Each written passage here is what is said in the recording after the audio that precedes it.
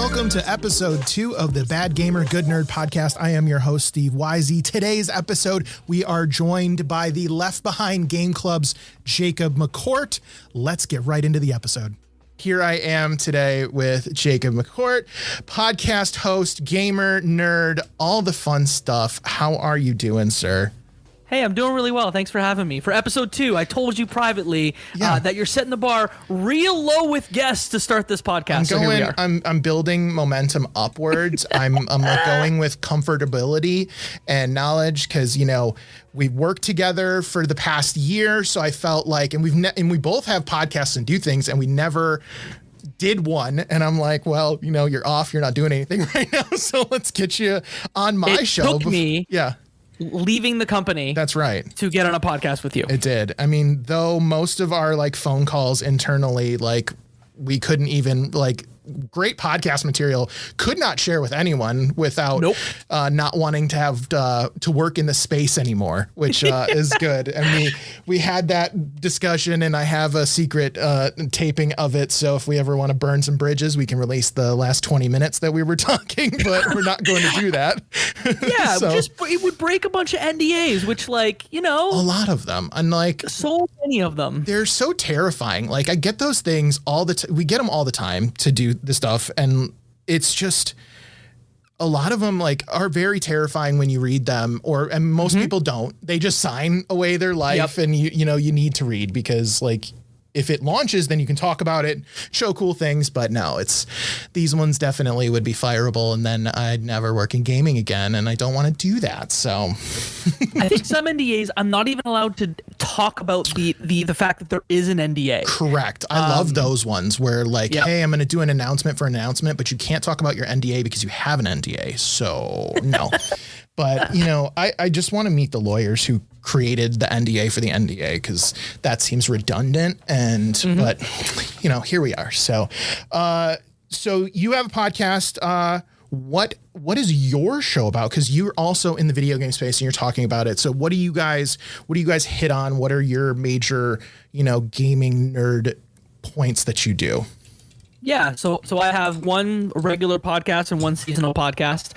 The regular podcast is called the Left Behind Game Club. It's a video game book club podcast. We've been doing it for almost 5 years now. We take a game that is at least a year old and talk about it as if it had just come out like day one. So think about, you know, a game that you may have missed and you don't have friends to talk about it because you're the only one playing it at that time.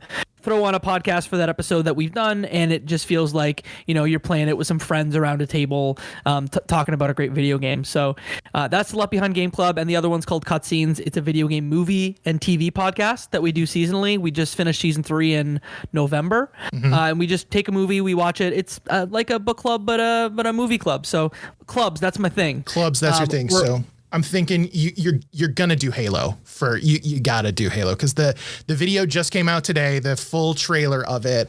What are your thoughts on this? Because I have some thoughts. I do too. So I just played for context. Halo Infinite, I played during my time off between jobs.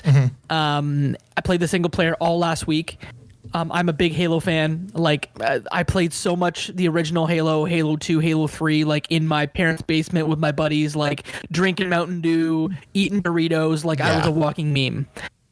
I was into it except for one moment where I kind of went, and that was the Cortana moment. Yes. Where I was like, you're supposed to be blue.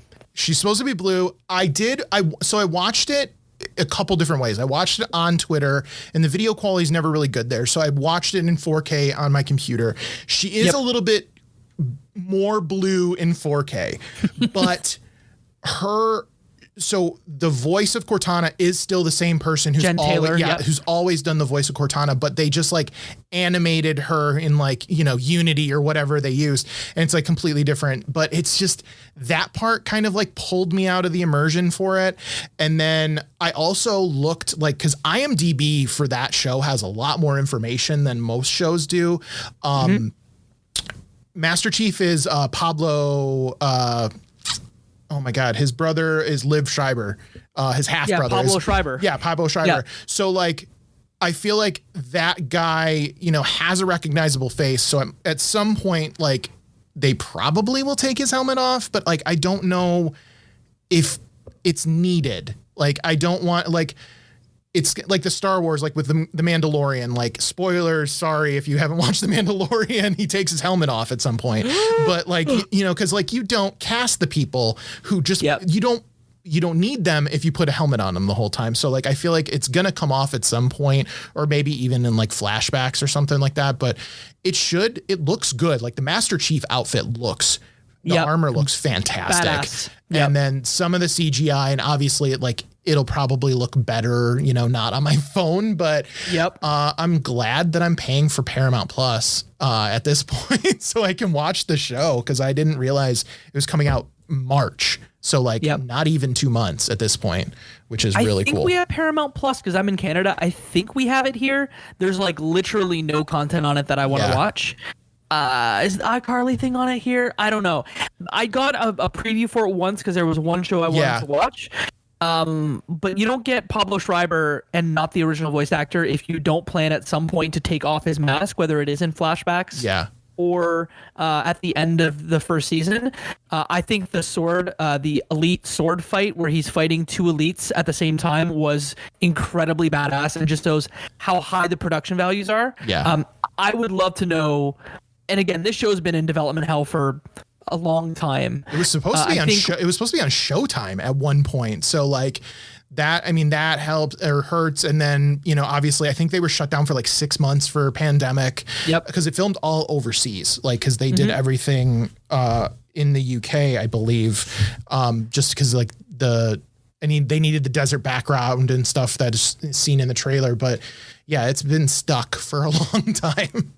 I think they kicked off, and I don't know if it's the same iteration, but when Microsoft went after the big TV push with the Xbox One when Don Matrick was still around, I think that's the first time they really talked about the Halo series, like on an E3 stage. So they've talked about Halo for probably at least 7 years, some form of TV show. Spielberg was attached to this at one point. Is he still attached to this show? I don't even know. I didn't see. Like, I feel like that would have been a headline at some point if they're promoting it, like, because they would have put his name to it. But I don't really.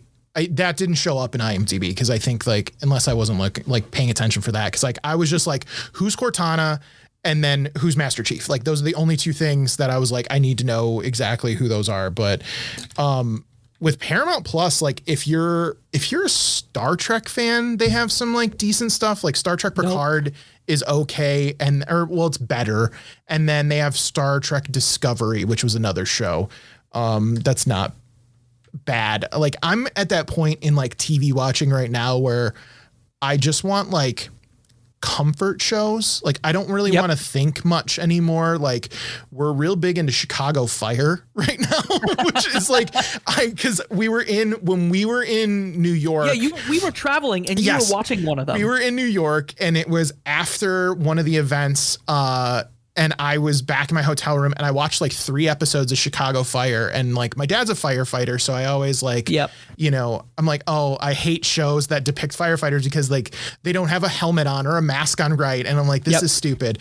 And I just like, I don't know why I keep watching the show, and we just keep watching it. And then we've started rewatching ER as well. And my mom's a nurse, but that show is fantastic still. Like that one still holds up.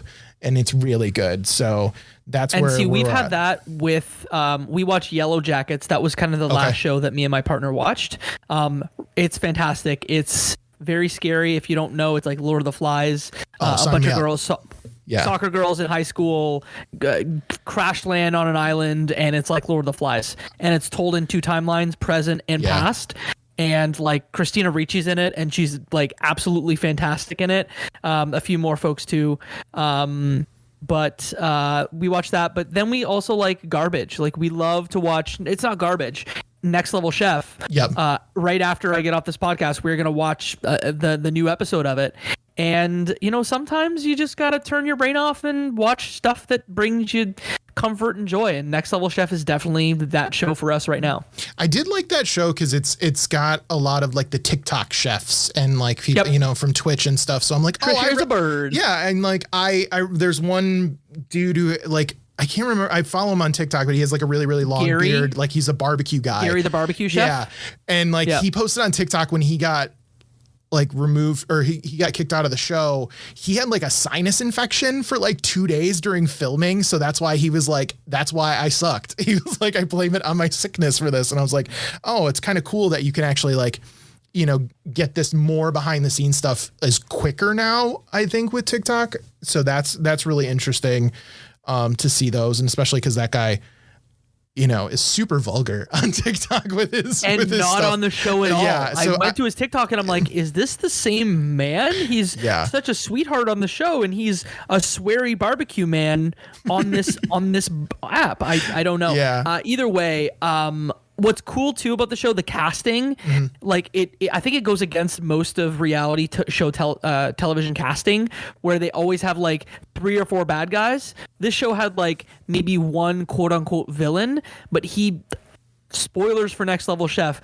he already got ousted from the show, and everyone that's left is actually really sweet, kind, and nice. So they're going like the British Bake Off route, where like everybody, you wanna win, you wanna hug them, you wanna protect them. Like, yeah, I think that works, because like Gordon Ramsay's the bad guy. Like, let's be real, he's the bad guy. Yeah.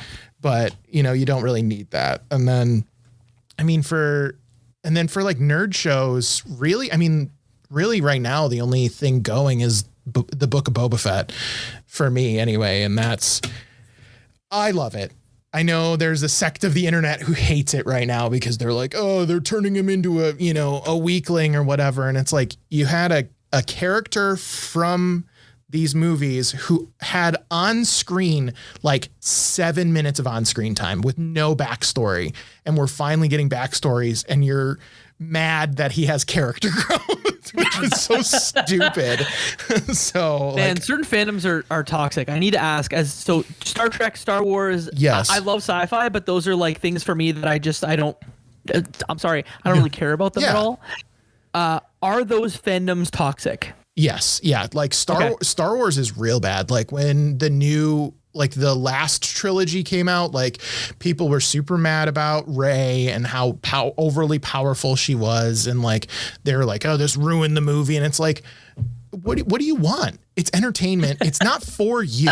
Like, the movies are not for you anymore. Like, it was like 4, 5, and 6, Empire Jedi, New Hope, Empire Jedi, those were for my parents. This, and then for me, when the re-releases came out, and these new ones are for my kids. So like, and they're clearly rehashes of the other ones, but like it at the end of the day, it's not hurting anyone. It's entertainment. It's like, I just want more Star Wars and more things that I like, so I can like show my kids and show them, and like they understand. And like, Marvel movies, like my kids, like my son is 2 and can name, you go, hey, who's Iron Man? And he'll go, Tony Stark. And he knows all of their real people, not like actor names, but like real life, character names. And that's cool.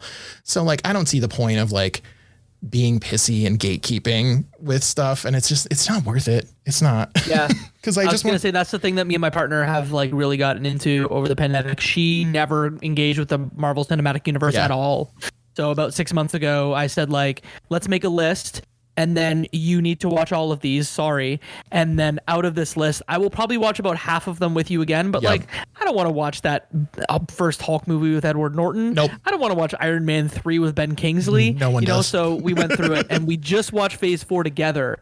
And I would say most of it was great. Yeah. I will say though, now having watched Shang-Chi, if you go back, you can appreciate Iron Man 3 a lot more now because of that movie. So like, I think they have redeemed some of them. Like, I know I wasn't a super fan of Age of Ultron, but seeing the Marvel What If show on Disney Plus and all that stuff, like good. With that one, I'm like, I want every single What If to be its own thing. And like, with the, lots of spoilers, sorry.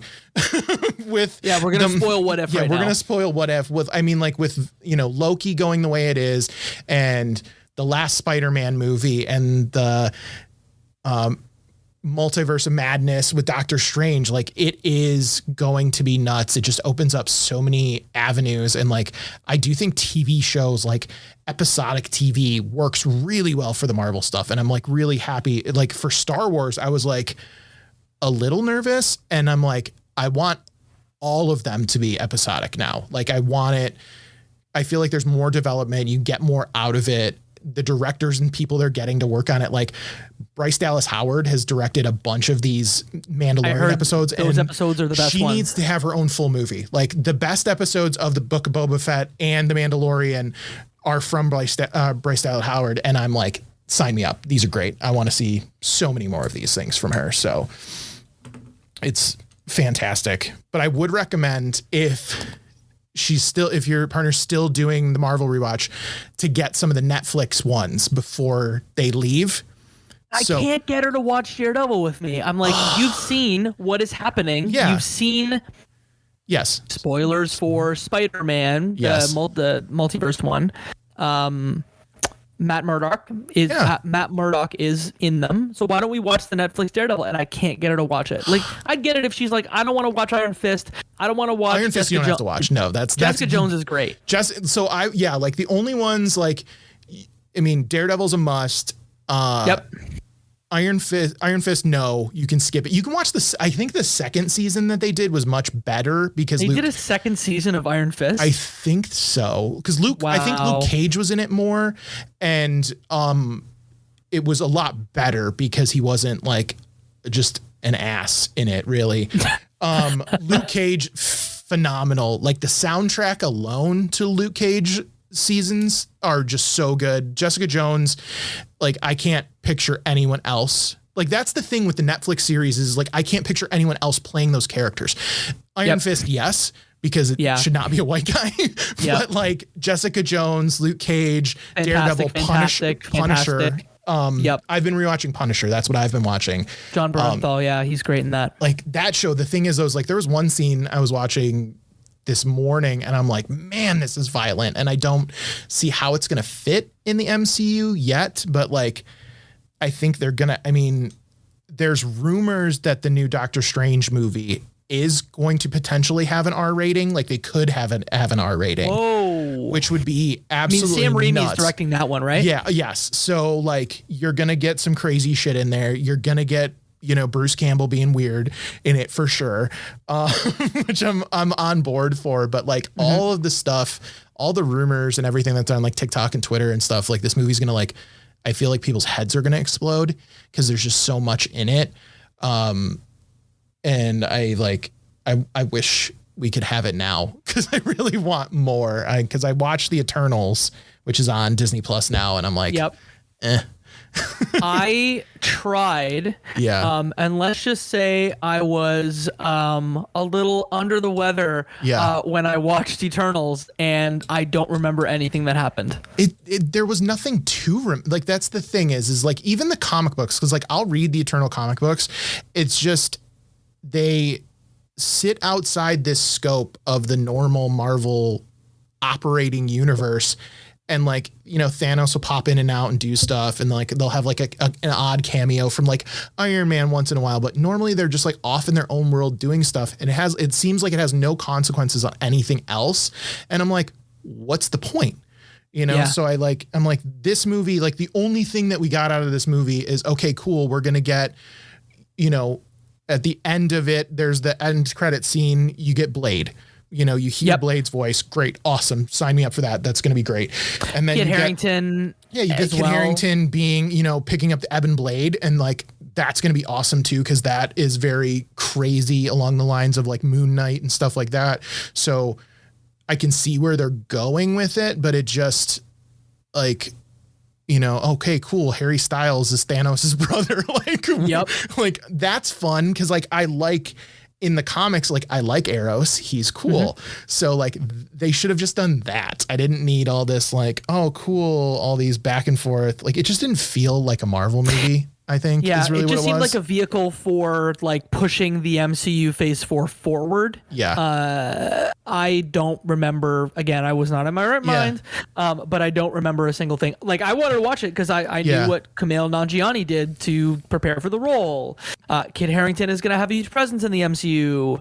It just didn't do anything for me. So let's hope. I think it could have worked better as a TV show, like as a Marvel show on there, because they could have taken more time to grow it a little bit. But I think with like the talent that they had attached to it and the director level, like maybe they didn't want to do it like that. Or, obviously pandemic hurt with that particular movie, but it'll be very interesting to see how they plug in later, because they're so abnormally powerful in a sense. Like, like one of the guys is basically Superman, and is he alive or dead at this point? Because he, technically he is, because there's more versions of him floating around in space.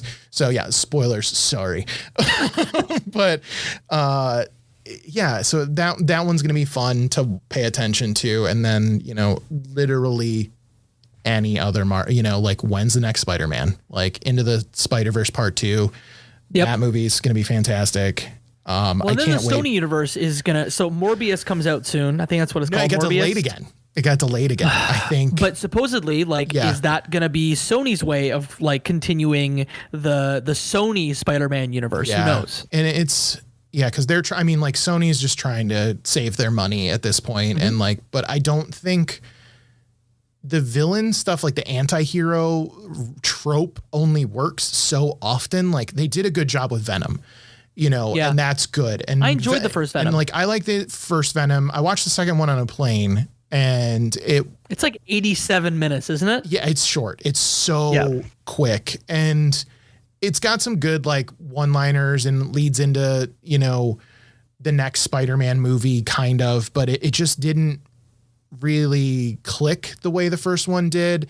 There's a lot of like funny bits that I like, but I can see the character arc of, Venom because Venom turns into a hero and a savior of the universe in some of the later comic books. So like it makes sense, but like they're never going to get there with that character. It's so far off, and it would have to be so flipped and put and ingrained into Marvel that Sony would never want to give up that much control. I really am waiting for Disney just to buy Sony and just to be done with it, because that's the next logical step. Because just give us Spider-Man. That's all we want. I think the way the contract works, because I listened to a podcast from NPR about this particular contract, and I think the way it works is Marvel takes 5% of the revenue from the movie, and then Sony gets the rest. On the Sony produced movies, oh god, it's so confusing. It is, yeah. But they renegotiated the deal a little while ago, and Amy Pascal and Kevin Feige I guess get along now. Yeah. Even though she threw a sandwich at him at some point when he wanted to take control over the creative of the franchise, but we're in a good place, so I shouldn't complain. I mean, it's everybody's getting paid. Like they've got Scrooge McDuck levels of money to swim in with these films. I mean, like the movie still, I mean, I don't even know what else is in theaters right now, and Spider-Man was number one. I can't even go to a theater till tomorrow. Yeah, exactly. We can here, but you're in Canada and you can't in your province. So I think tomorrow. the only movies that are coming out soon, another Tom Holland movie, Uncharted comes out soon, or if it hasn't already come out, which that looks fun.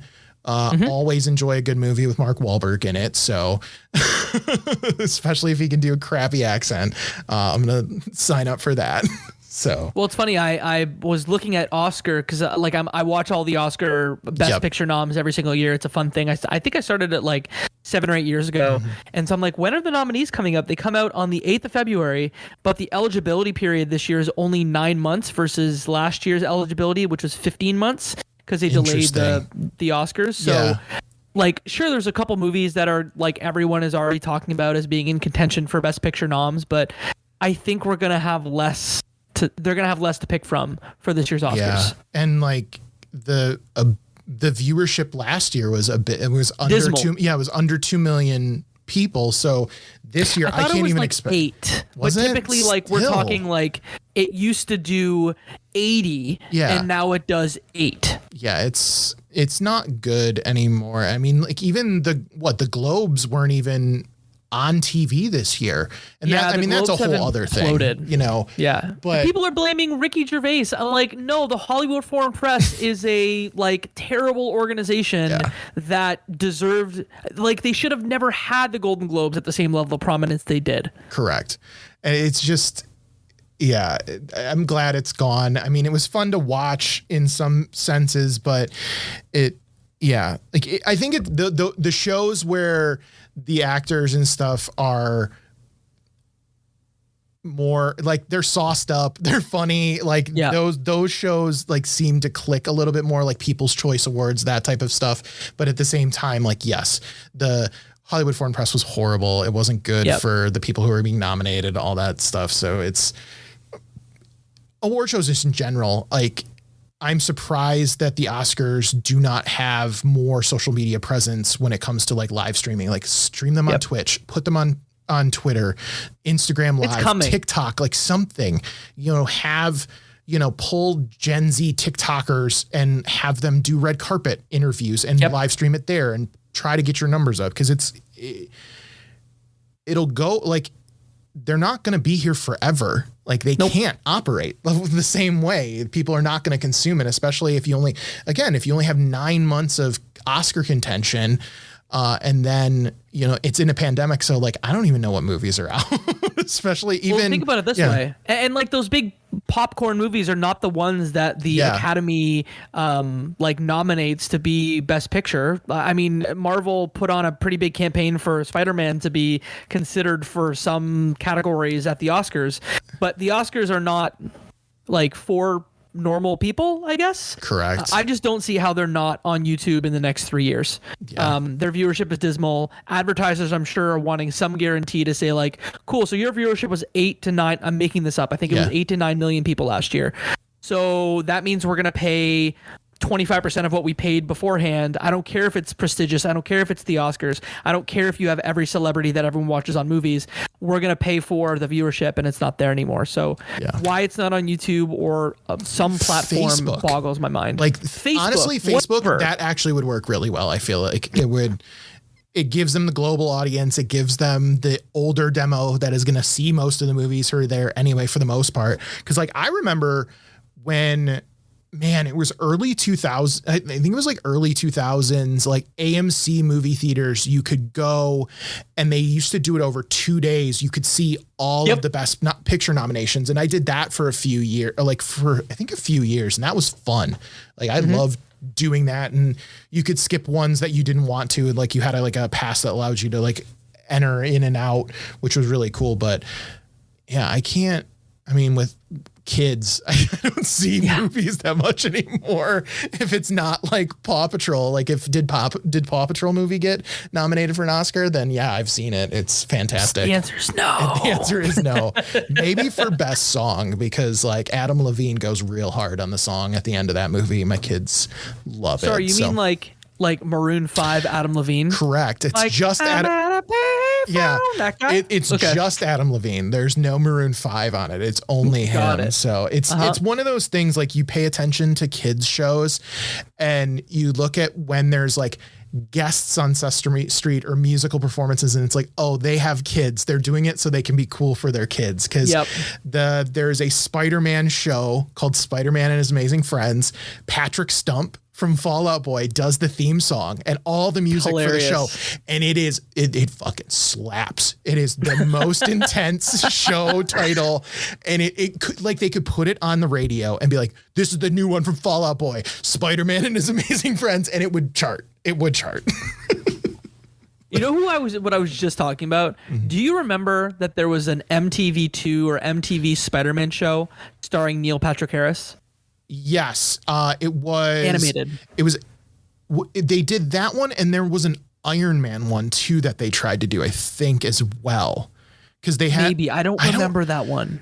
I do, yeah, because I think they came out right around the same time, but I do remember the Spider-Man one, and I think the Iron Man one they took it as a different route because Iron Man was in like high school and that like he was a kid making the armor and stuff. So Obadiah Stane took over the same way he did in the first Iron Man original movie, but they set it in high school and made him younger. And then like, it was not great, but it's on Disney Plus. And I think I've watched a couple episodes of it because some of the old shows, like I like the old Spider-Mans.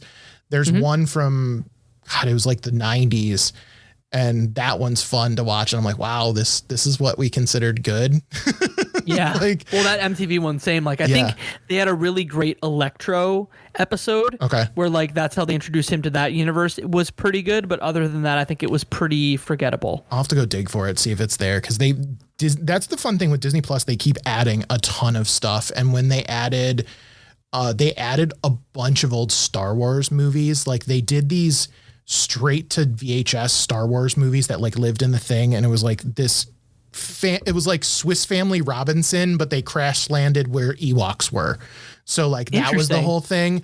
And like they're atrocious. They're so not good at all. Like they're like so, after school special level filming, and like it's because it had Star Wars on it, but it's just funny to look at that stuff. And I'm like, I didn't think that those were real. Like it was very like Mandela thing. Like in fact, like I'm like, was this real? Did anyone else remember this? And then it ends up on Disney Plus. I'm like, oh, this was actually a real thing. I didn't just make that up in my head. So it's pretty interesting to see all those shows pop up and like be air quotes canon if they is they it just because they're deciding now what is going to be in the extended universe again? Yes. So they're cherry picking a lot of the good things that have happened. So like using a video like Star Wars Knights of the Old Republic, they have pulled like some stuff is starting to get pulled in from those. There is a villain who was in the Star Wars books, because before the new movies came out, they had books that ran from like Return of the Jedi to like 50 years in the future. There's a villain named Grand Admiral Thrawn. He was in the Star Wars Rebels cartoon, which Dave Filoni did, who's doing The Mandalorian, and like he's the Kevin Feige. Jon Favreau and Dave Filoni are like is the Kevin Feige of Star Wars now. So he's like taking all of his characters that he had and bringing them back into it, and like him in the books, like one of the best villains. I love him as a villain in it. It's really cool. He's rumored to be in the Ahsoka show, which will be coming out soon. So, which is Favreau helmed and Favreau helmed and led. And I mean, he's been writing the book of Boba Fett, which is really good for story and crafting. Like I'm a super fan of, I have a Boba Fett shirt on right now. So I like it, but I'm really excited for the new games that are being coming out with all of this stuff. So like I need to play Fallen Order. Fallen Order is very fun. Playlist. I like that one a lot. I want to replay Knights of the Old Republic, because I know you guys have mentioned it on your podcast a couple times. Mike has mentioned it. So I think I want to because you can play it on your phone now. Like that's how old the thing is. So you can play it on your phone. I know it's on Steam, so I might get into that.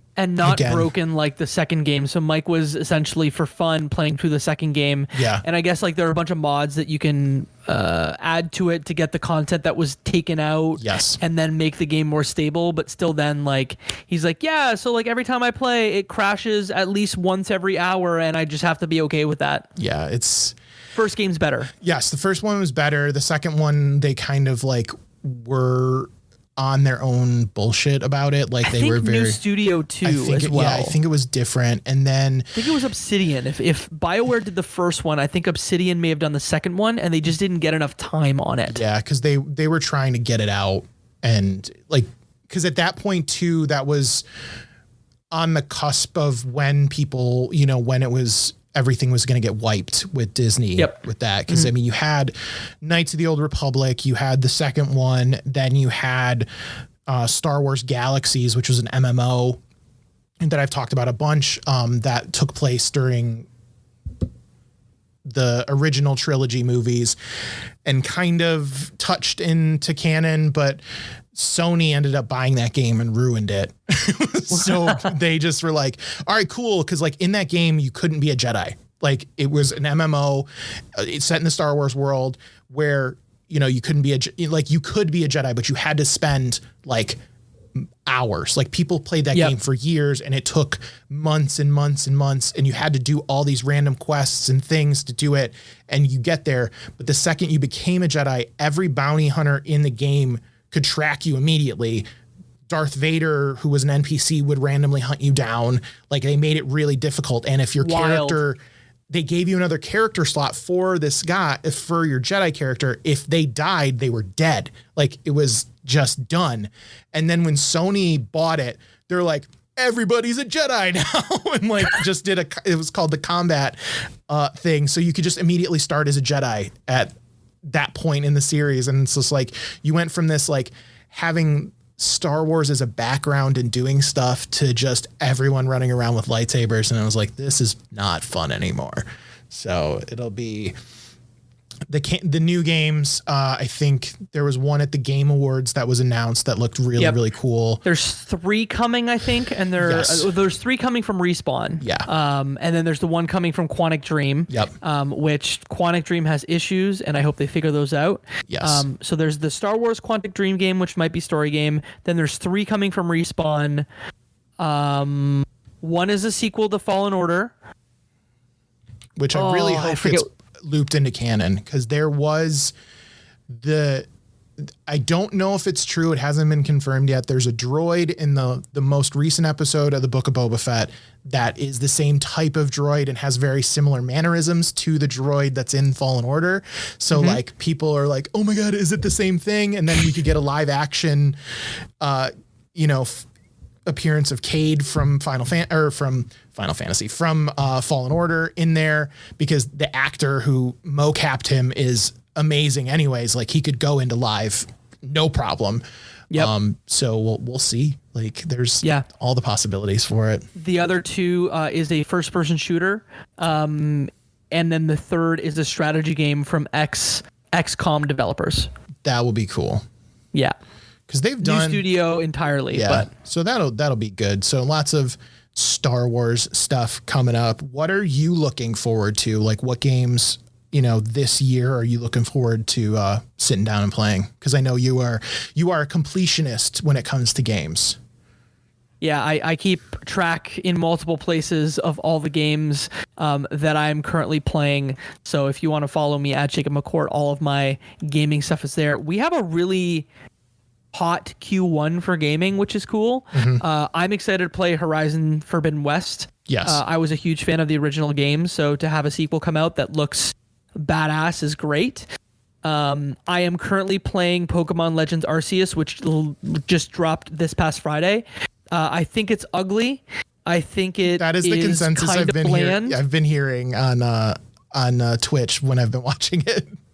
It's the best part of Sword and Shield, from my opinion, just like the open fields, catching Pokemon. But it seems like I'm just going from point A to point B, like the story isn't. And of course, this is a game, I think, for children or for people under 18, but I can still appreciate it. I like the catching Pokemon aspect of it, but everything else just kind of bores me, and it's incredibly ugly when it's docked.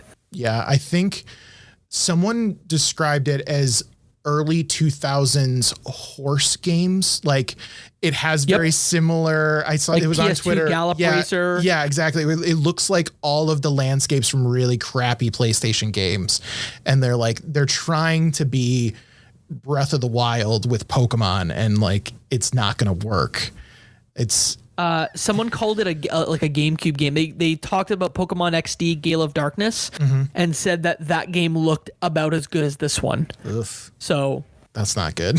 I think it was Moist Critical that actually was saying that. I saw a TikTok of his, but I guess my third pick of like games I'm super excited about is Kirby and the Forgotten Land, which comes out in March, which is supposedly like they're saying, hey, it's The Last of Us and Kirby, when really it's just like an open world Kirby game, which as a huge fan of, like I have a Kirby book, like a coffee table book on my coffee table. So just to show you how much of a fan of that series I am. So I'm super excited for that one because I haven't jumped into a Kirby game and been blown away in a while. So I'm super excited for that one. And I mean, for me, like I haven't, like, games have been rough lately for me. Like I think, and I've said it a couple of people, like the quickest way to not want to play video games is to work in video games and gaming and esports. Cause you're just like, cool. You know, cause you're watching people stream for your work or whatever. And you're like, okay, cool. I don't need to play this game cause I already know what it is. And I don't want to do that. Yep. And it doesn't look compelling enough. Or I get so hyped up on a game and it's just not what I wanted it to be. And then I'm like, done. Like New World, I talked about that on the last episode of the podcast. Like I was so hyped for that game. I'd been testing it for forever and it just was not great. And then, I mean, the only games I play right now, like I play TFT because it's mobile. And then there is a PC game that I was like super obsessed with in high school. It's called Homeworld. Yeah, I remember that one. Yeah, it was like it's an RTS space game or whatever. They have made a mobile version of the game that they're beta testing right now, and I am playing that, and I like the nostalgia of it. Like I know it's comforting. It's like it's like putting on an old pair of pants and finding $5 in your pocket. Cause like, it's just like that warm feeling of, hey, welcome back. We haven't seen you in a while. So it's really nice to not have to think. And I like already know how to play the game, even though it's brand new. So that's where I'm at. And I just feel like with these new Star Wars games coming out, like I'll probably have to buy a game system. Cause like I don't have a console yet, or I had a Switch. They'll probably be on PC. They will be, but I think I hope that nothing gets like an exclusive release or whatever. Cause like I will end up buying, if somebody gets an exclusive release, like I will buy whatever console it is to have the system. I think the Knights of the Old Republic remake is a PlayStation 5 exclusive. That I probably will buy a PlayStation for, because I also want the Final Fantasy VII remakes as well. So like, to me, that's the only system that I see like real value in right now. Cause Xbox, you don't, like, if you have a PC, you have an Xbox, just get Game Pass and you're fine. So, and see, I have a super old PC. So like I have an X sitting in my office where I can play games. And then I just got an S actually. Okay. So that, if I want to travel with a game system, I have an Xbox. Like I went home for Christmas and I took my Series S, which was great. Yeah. Cloud saves just like made it really seamless. And sometimes I want to play like on the comfy couch in my family room with a blanket, and I go play the S. So, I think the games that I'm going to like this year, just to kind of close off that point, are usually the ones that sneak up on me. I think about last year, like my favorite games were like Before Your Eyes, which is an indie. It's kind of like Gone Home, where it tells like a very linear story, but the hook is that it uses your webcam, and every time you blink, it moves the story forward. It could be 5 seconds. It could be 5 years. It's a 90-minute game that just uses that. It's a very directed linear experience, but I loved it. And then Inscription is probably the game, at least in the spaces that I'm in, that everyone was talking about, because it was a card game and it was super weird and it had so many cool twists. So I know the games that I'm going to play and love this year are going to be the ones that I'm not expecting to even know about until it comes out. Yeah, stuff that we didn't see at the Game Awards that were announced. Yeah. So it'll, I have like, I do need to like make a conscious effort to like get into indie games a lot more, because I feel like I lean more towards like the bro culture of gaming, in a sense, where I'm like, this big popular game, Steve, play game, I need to take a step back and like look at look more at indie developers and actually like try to find time to play a game that isn't multiplayer or anything, and just find some stuff with story to play and enjoy it that way. Cause I think that's really my hang up with games now, is like, it's got a cool multiplayer and I can play with my friends. And then I'm like, but none of my friends are playing this. So yeah, but I don't play with my friends. Don't play with my friends, so that's fine. You know, I've been dying to play Nobody Saves the World, which is the new game from Drinkbox. They're the makers of Guacamelee and Severed. Mm-hmm. They're based out of Toronto, and it is like a roguelike, like a very bizarre roguelike. It kind of reminds me a little bit of Binding of Isaac, but you just like have characters that are like, you could have like, I'm making this up, a chicken, you could have a knight, and you switch between them. They all have different skills, and it's just supposed to be a super fun 20-hour roguelike. Mm-hmm. I found out about it because I follow and like know some of the people over at 61 Indie. Yeah, they're a fantastic like independent indie game website, and they just track the coolest stuff that's coming out. So if I have one shout out that's not my garbage, I would shout out 61 Indie, because they're based out of New York and they just have impeccable taste for indies on the come up. Yeah, as long as it doesn't have a battle royale, like I'll go check it out, because I think everything is just like single player, buddy.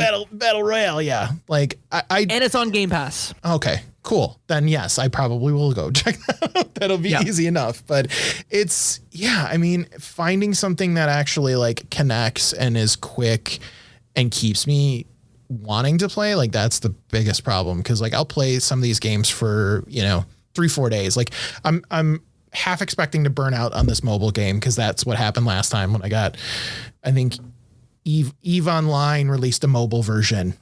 Yep. Eve Echoes, and I went real hard into that real quick, and I just burned out, and I'm like, this game is spreadsheets again. Like that whole game is spreadsheets. You mean Eve Online? Eve Online is spreadsheets, but like Eve Mobile Online turned into that really quick, and I'm like, I can't keep up with this. People, again, I feel. You mean having another job called Eve Online? Exactly. Yeah. I had that experience when I was hardcore into World of Warcraft. Like I was booking work around raid schedules. I was booking classes. I'm like, okay, I know this. I'm needed for this raid, so I have to study on this day and this. I'm like, this is a problem. Like that's a significant problem. Like I'm not making any money off of this. Yeah.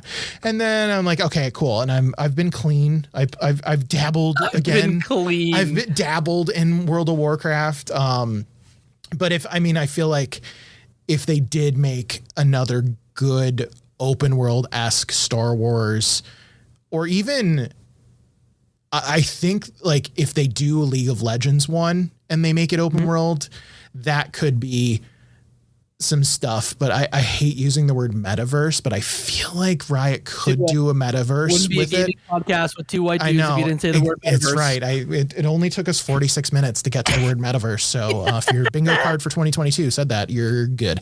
But I mean, like in that type of game, like they could have it where, you can play Teamfight Tactics. You can sit down with another person and play Teamfight Tactics. You can play Legends of Runeterra with another person in the game. You can do the fighting game. You can play League in there. Like it makes sense, but at the same time, it probably won't happen. But I think the concept of the metaverse in a non-capitalistic society is a really cool one. But I think that there are 12 to 15 companies that own all of the important IP that we like live and breathe, and they aren't going to play nice in the sandbox. So I think that if you want to say, hey, within a company's intellectual property world, you will have the ability to move between different game worlds, like Epic's different game worlds and Nintendo's different game worlds, Microsoft's different game worlds, sure, but none of it will ever be interconnected. So we're not, the concept in my mind of Wreck-It Ralph and going to the underground gaming superhighway will never happen. Yes, though I would love that. Like I really, Me too. What is that? Ready Player One, like that whole concept of all that IP living together in one space, like that seems awesome. It's never going to happen. It's never, ever going to happen because there's too many people who need to get their paychecks. So it'll never happen. So, but Jacob, thank you so much for joining me on the Bad Gamer Good Nerd podcast. This has been fantastic chatting with you. Where can they find you on all the socials and listen to your shows as well? Yeah, so again, I'll just quickly say I host 2 podcasts, one called the Left Behind Game Club, video game book club podcast, as well as Cutscenes, a video game movie podcast about video game movies and TV. You can find that anywhere where podcasts are sold. And then you can follow my nonsense on Twitter at Jacob McCourt, JACOB MCCOURT. That's where I post all the things. I'm on TikTok too, because I'm going to try for the next 6 months to post every single day for the next 6 months, because I think that organic reach on TikTok will be crushed this year. So I'm trying to get in while I still can. Yes, follow Jacob on TikTok. He's doing daily gaming news. It is great little 15, 30 second, 45 second clips about what you need to know in the gaming space. And I love it. So I'm recommending it. Go check it out. Jacob, thank you for chatting with me today. Bye. Bye. Thank you.